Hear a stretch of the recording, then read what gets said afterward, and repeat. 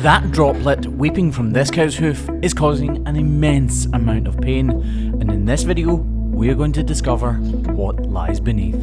This is the Hoof GP. When we're at work, Craigie boy, Kev and I work as a true team.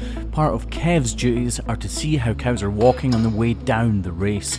He told me this cow was exceptionally lame on her back right foot, although from first appearances you would never guess it.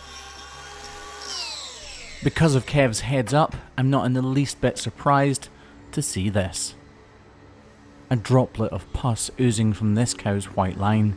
That tells me there's a cavity, because where there's pus, there is a void where it has collected. It's our mission to find that void, alleviate the pressure, and set this cow on the road to recovery.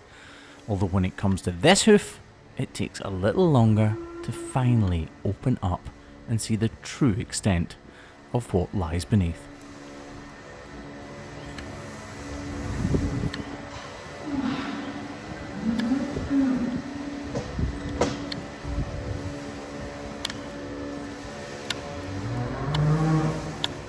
This type of problem is almost always the result of an injury. This cow is basically part of a collective, a community of 300 cows living together, so accidents are bound to happen from time to time, and this can and often is the result. As I work away as carefully as I can, the cow struggles slightly. This is an area of high pressure because of that cavity hidden beneath. But as we go throughout the trim, we're releasing the pressure and therefore reducing the amount of discomfort for this cow.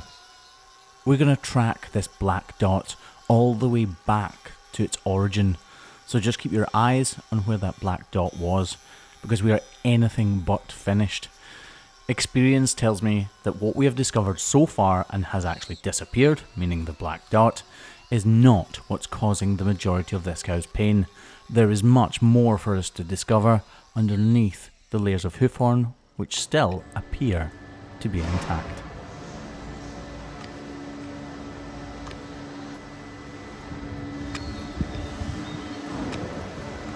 I was honestly certain that this black dot would track all the way into her hoof capsule, but at this point I'm just about to give up when this happens.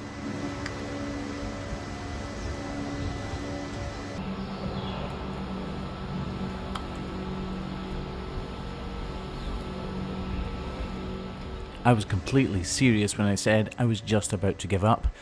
If a black dot disappears and we lose that tracking point, sometimes the best thing to do is leave the cow as she is. We don't want to go too deep and cut into the corium needlessly. That being said, this is not the case here, and I'm very glad of that final swipe of the knife before I did give up, because just look at what we're uncovering.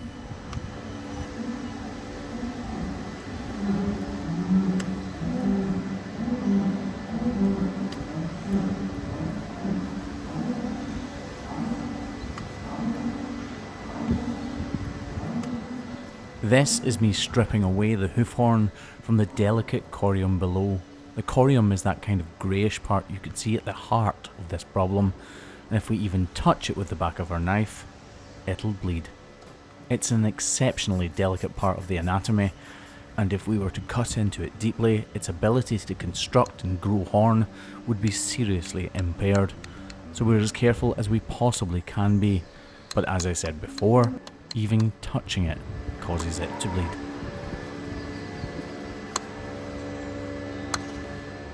Leaving detached hoof horn is absolutely not an option. I will not leave any of this hoof horn which is not connected to the corium properly. Doing that would only lead to further complications and this cow being in discomfort for a much greater time than she needs to be. When you touch the corium with the back of your knife and cause a little claret to appear, that isn't ideal, but leaving loose and detached hoof horn is absolutely out of the question. If we do a side-by-side comparison, you would never have guessed that the foot on the right lies directly beneath the foot on the left, but that it did. But no longer. This cavity has been opened up and exposed to the air and oxygen and iodine that we've placed upon it. This block will take the cow's weight and allow that sore right hand claw to completely regrow.